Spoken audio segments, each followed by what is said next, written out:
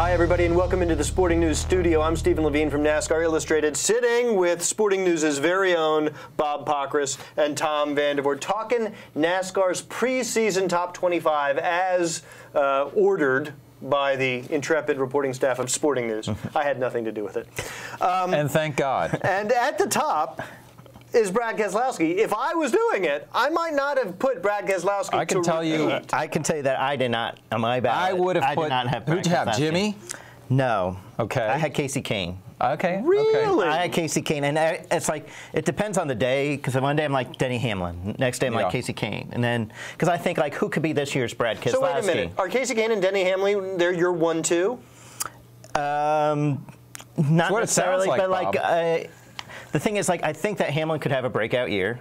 And I think Kane could have a breakout year, but if they're not first, then maybe they're like third or fourth. Does that make sense? Sure. Because I think so. You got like Jimmy penciled in for second. Jimmy second, Brad Keselowski third. You know. So regardless of who you put at the top, you always have Jimmy at second. Jimmy and Keselowski second and third. Yeah. Okay, that's interesting because I would still say, if I had to pick one guy with the best chance, and I'm not saying he has a 50% or better chance, but I'm saying that one guy in the whole field with the best chance to win a championship, and that is to be in position and close the deal, I would still say it's Jimmy Johnson. Well, I know he didn't close the deal last year. He did not close the deal last year for a variety of reasons. I still think he's the best guy out there. Here's the way I think about Jimmy Johnson. See if you agree with me, Bob. I don't necessarily think he is the best driver, but I think he has the strongest team of anybody. And that team might be enough to carry him. I think he is a great competitor. I think he has incredible driving talent.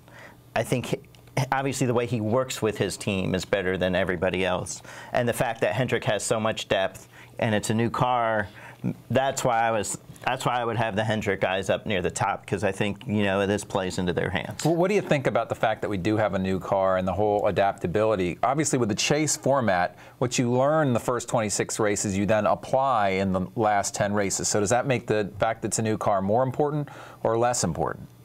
I think what makes it more important is that you have testing. And so if you get off to a decent start, you can save your test till the summer, test at tracks that you're going to race at in the chase, and I think that can make the huge difference. That's where I think the whole new car comes into play, because if you get off to a slow start and just to make the chase you need to go test, you may be able to kind of leapfrog everybody for the middle part of the season, but then everybody else will leapfrog you again after they go test later in the year. All right, let's now talk about some guys down. Yeah, okay. I was going to go to rounding out your top 5 is Matt Kenseth in 5th, which seems to me to suggest you don't think there's going to be much of a feeling out period, much of a transition to Gibbs if you still have him in your top 5. Well, I mean, I think it's a testament to how good Matt Kenseth is and how good Joe Gibbs Racing is. And, you know, some people say, well, do you think he'll win the title?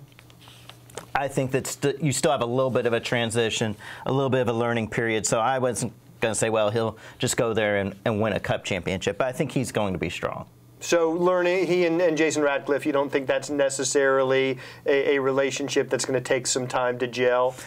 It'll take some time, but the fact that they're so good, they'll be able to make up for some of the lack of experience together. Now, I can't help but notice that, just like NASCAR Illustrated, you left Carl Edwards outside of the top 10 in 11th.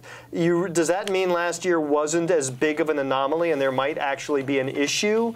I mean, out of the top 10, that's pretty significant. Is that more of a comment like on his team, or is it more of a comment on Carl's particular situation? I think it's a comment on the situation. I think we really are looking to see how the Carl-Jimmy Fennig relationship works. I think it shows at least some respect to Carl, the fact that we think he'll make the chase. Last year he didn't make the chase, and he really wasn't even close to, in some ways, to making it. I mean, you know, so. Can't let you go, Bob, without asking about Junior. All right. It's your take on what he's got coming. Okay, well, we have him. You've got him what? Seventh. Okay. Seventh. I think until they start leading laps on a consistent basis, you consider them a team that is going to make the chase because they're going to be consistent top 10 finishers. But until they start leading a lot more laps, rattling off more top 5 finishers, you don't consider them a contender for the championship. Should Junior fans feel some hope that this car is going to suit him better? Do you think that's legitimate? That's legitimate because I think there's confidence. And Junior is a guy, if he loses confidence, it's over. Right. But this car, he seems to be excited about. He seems to have confidence. Right. Had a good year last year, Yeah. more confident in the car. So I think his attitude is going to carry him a long way.